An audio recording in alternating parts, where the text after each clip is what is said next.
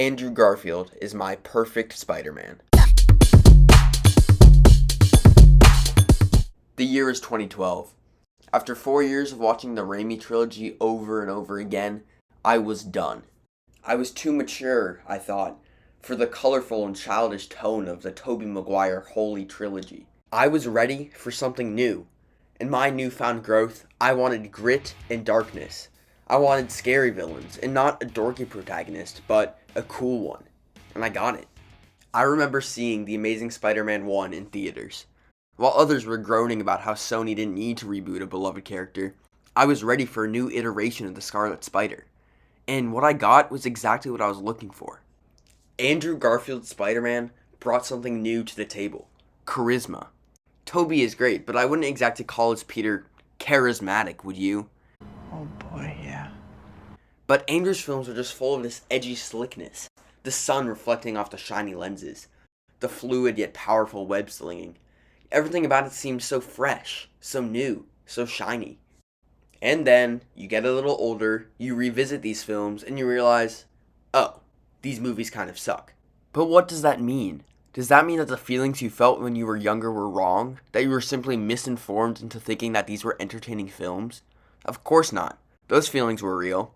The Amazing Spider-Man films are far from perfect, but back then, they were perfect to me. That's why Andrew Garfield was, and still is, my perfect Spider-Man. From the start of The Amazing Spider-Man 1, you can tell that it's different. The blues are bluer, the blacks are blacker. It goes for a much more subtle approach, somewhat muting the characters into cooler, if not less defined as they once were. These films sacrifice character depth for charisma and style, a choice that shapes the tone for the series as a whole. For example, the basketball scene. It doesn't do anything revolutionary for the character, but it handles the key aspects of Peter so well. Flash ruins a girl's poster, and Peter helps her clean up. Classic Spider-Man thing to do. He then confronts Flash and humiliates him with his newfound superpowers, sending him to the principal's office. Ben picks him up and lectures Peter about doing things out of revenge. It mirrors Ben from the Raimi movies. Just because you can beat him up doesn't give you the right to. This perfectly encapsulates the early days of Spider-Man, in a scene that doesn't really do anything new, but takes the basics of the character to heart. On the other hand, sometimes only relying on the basics of Spider-Man's arc really backfires. While Ben's brief but inspiring lecture about revenge was great, the responsibility speech feels so phoned in, so half-assed, so unearned. It just seemed like the writers were going down a checklist. There's a lot of that in the first movie. The forced relationship between Peter and Kurt Connors, Connor's transformation into Lizard. These movies feel very rushed at times, not really letting their characters breathe.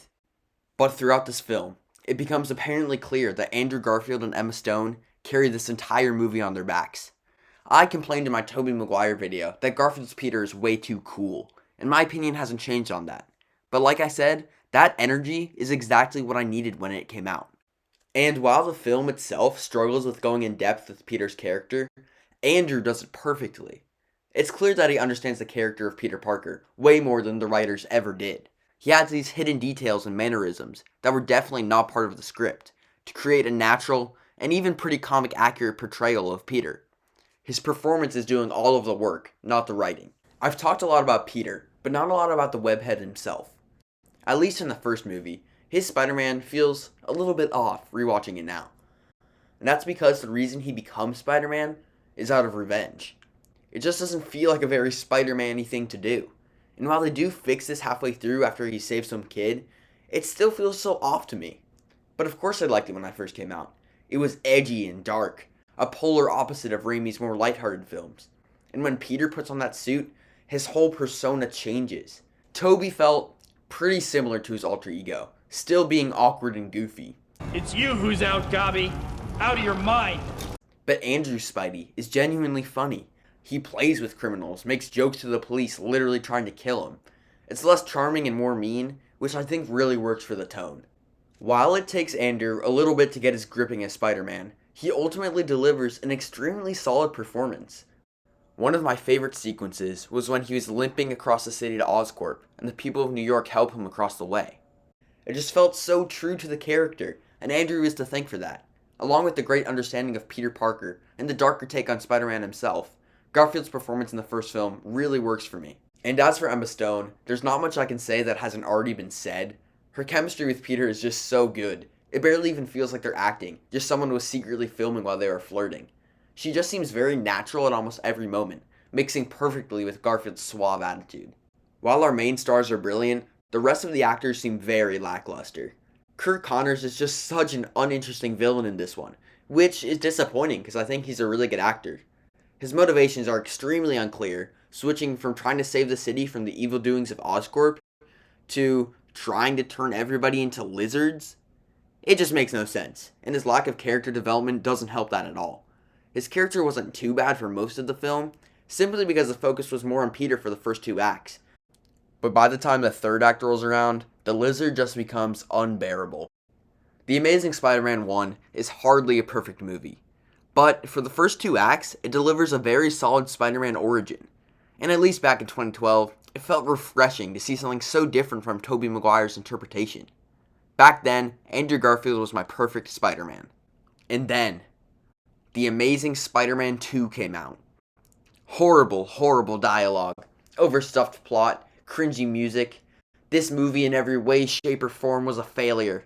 Easily a contender for the worst superhero movie of all time. And I loved it. I loved the crazy action set pieces, the lazy jokes, the ridiculous villains. It had such an energy, not quite as literally dark as the first, instead, pumped full of electricity. The visuals were insane to me, the lead hilarious, and back in 2014, that's all I really cared about. I could go on and on about why this movie sucks. I could talk about the horrible performance by Jamie Foxx. Django Unchained came out 2 years prior, by the way. The disgusting Harry Osborn look, the fact that they abuse Spider-Man's character by saying that in order to be Spidey you have to have Parker blood? Like, did you even watch my previous video? But this isn't a review of the Amazing Spider-Man movies. This is a video about why Andrew Garfield is my perfect Spider-Man. So, I'll try as best I can to not talk about how shitty this movie is. Garfield Spider-Man, despite all the bull going on, is actually better in this film. He seems more relaxed, a little funnier, not to mention that his suit in this film is amazing. Look at that beauty. And while the writing everywhere else is really bad, his writing actually fits him pretty well in this one. Again, his chemistry with Gwen is just off the charts. His charmingness as Peter has doubled since we last saw him, and I just genuinely feel like him and Emma Stone are having a good time. As a kid, seeing Garfield just being cool and living his best life made me very pleased. And there's actually a number of Spider-Man scenes that feel very true to his character. There's a very brief moment in the Times Square scene, before it's interrupted by more bull. Max has just turned into Electro, and he's confused and scared of his new powers. Spidey jokes a little bit, but after realizing the severity of the situation, tries to console Max. He understands what it's like to not be in control of your abilities, and he's trying to help him before the situation escalates. It definitely shows the more hero side of Spider-Man, and it's just a great moment. Of course, then Electro gets mad at Spider-Man because he's more famous than him, and the film erupts into crap. But that's not the point.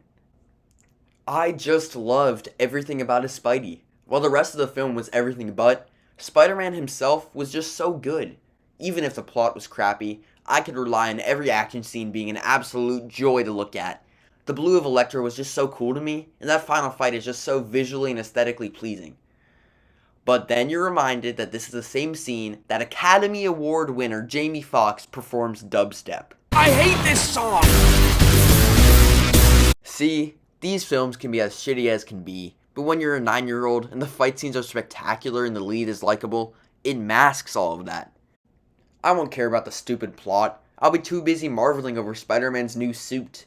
That's why this movie worked for me when it came out. If a few elements are good, it can cover up all the poorly executed ones. These movies, especially the second one, are horribly flawed. But they can get key aspects of Spider-Man right. They make him funny, cool, interesting, smart. Andrew Garfield knows who his character is at his core. And if he didn't, these films would not have made it off the ground floor.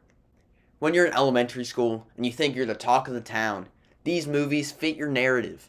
This version of Spider-Man who's cool, who's charismatic, fits who you want to be. You still want to be Spider-Man, just an entirely different one. And that's why Andrew Garfield is my perfect Spider-Man.